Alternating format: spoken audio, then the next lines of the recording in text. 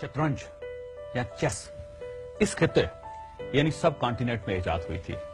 ये गेम गुप्ता खानदान की हुकूमत के दौरान सीजर नाम के एक शख्स ने इजाद की थी और इसकी इजाद के साथ एक इंतहाई दिलचस्प दास्तान मुंसलिक है।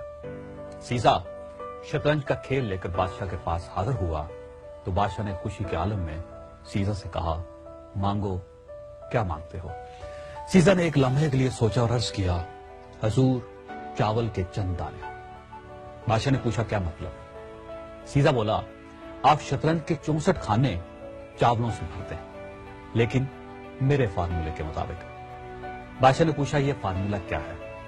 सीजा बोला, आप पहले दिन पहले खाने में चावल का एक दाना रखकर मुझे दे दीजिए।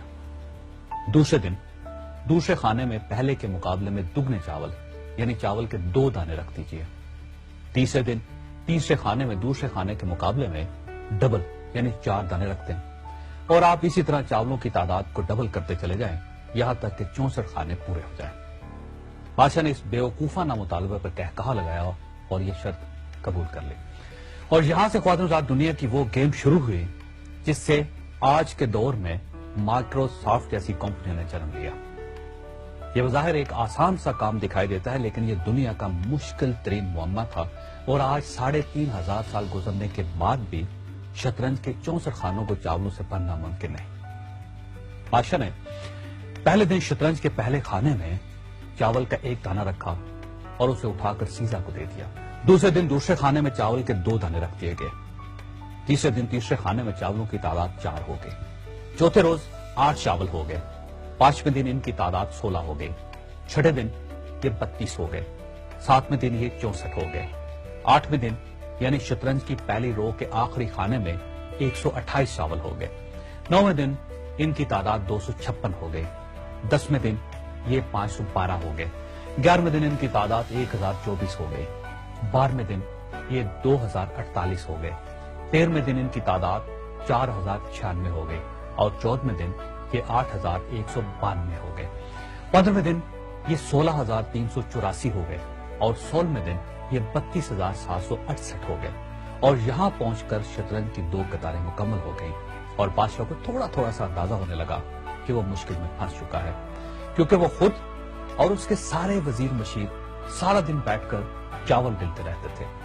शतरंज की तीसरी कितार के आखिरी खाने तक पहुंचकर चावलों की तादाद 80 लाख तक पहुंच गई और बादशाह को चावलों को मैदान तक लाने और सीजा को ये चावल उठाने के लिए दर्जनों लोगों की जरूरत पड़ गई। किस्सा मुख्तसर, जब शतरंज की चौथी रो यानी 33वां खाना शुरू हुआ तो पूरे मुल्क से चावल खत्म हो गए। बादशाह हैरान रह गया। उसे उसी वक्त रियाजी दान बुलवाए और उनसे पूछा कि शतरंज के 64 खानों के लिए कितने चावल दरकार होंगे और इसके लिए कितने दिन चाहिए। बादशाह के रियाजी दान कई दिनों तक बैठे रहे, लेकिन वो वक्त और चावलों की तादाद का अंदाजा नहीं लगा सके। यह अंदाजा नाज़रीन 3500 साल बाद बिल गेट्स ने लगाया था। बिल गेट्स का ख्याल है कि अगर हम एक के साथ 19 जीरो लगाएं तो शतरंज के 64 खानों में कितने चावल आएंगे।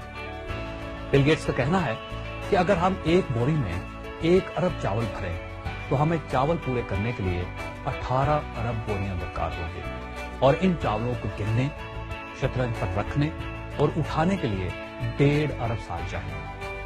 आप भी ये कैलकुलेशन करके देख लें, आप भी हैरान रह जाएंगे। लेकिन ये याद रखिए कि ये हिसाब आम कैलकुलेटर के जरिए नहीं लगाया जा सकेगा, ये सिर्फ कंप्यूटर के जरिए ही कैलकुलेट किया जा सकता है।